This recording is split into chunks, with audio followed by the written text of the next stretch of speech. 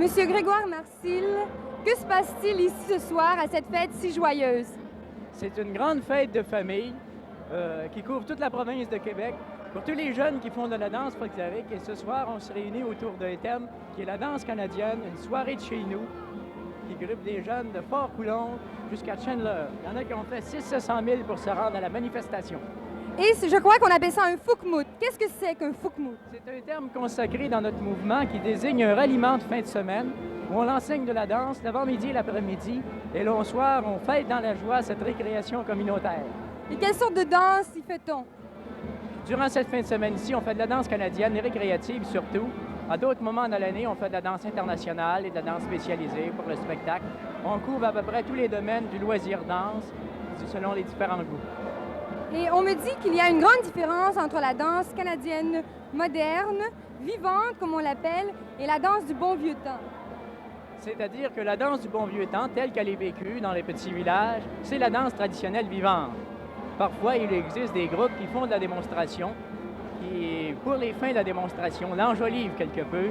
C'est pas aussi vivant que celle qui est exprimée par le peuple, sur fin de récréation communautaire. Le folklore, c'est pas fait pour le spectacle, c'est fait pour avoir de la joie et s'exprimer, comme vous voyez les jeunes qui sont ici.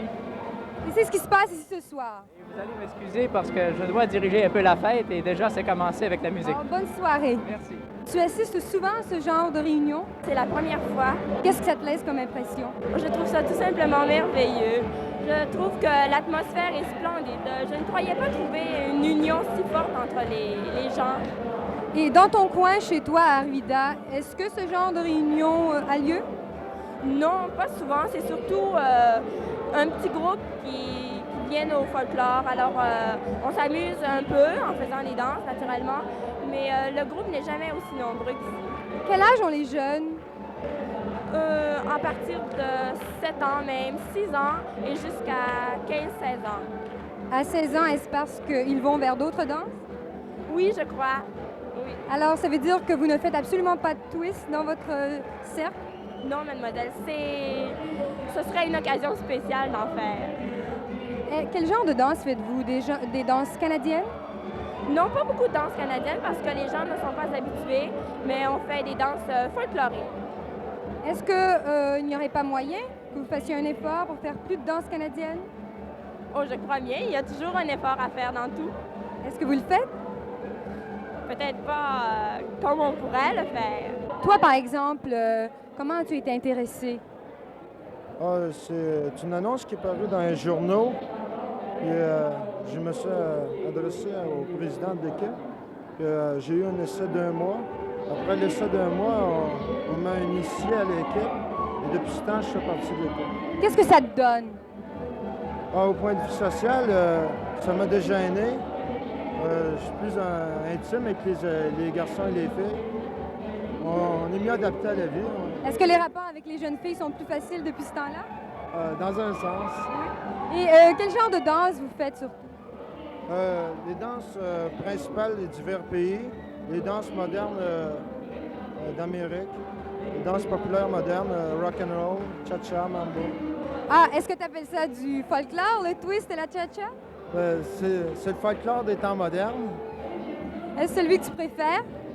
Non, j'aime adopter les deux genres à la fois. Ça fait un beau mélange. Voici un jeune couple qui s'est rencontré dans un foukmout comme celui de ce soir. Alors, madame, vous êtes d'Ottawa. Qu'est-ce qui vous ramène si souvent dans ce genre de réunion? C'est parce qu'à ce genre de réunion, on peut justement prendre toute la vie qui nous est nécessaire pour pouvoir faire un travail dans notre propre groupe, un tout petit groupe d'ailleurs à Ottawa, mais quand même, il y a une vie extraordinaire dans ces foukmouts. C'est un besoin pour nous autres. Mon mari en a fait beaucoup en Irlande et moi, dans ma famille, j'ai été élevée dans un milieu où il y a beaucoup de danse canadienne. Alors, la danse est un besoin inné.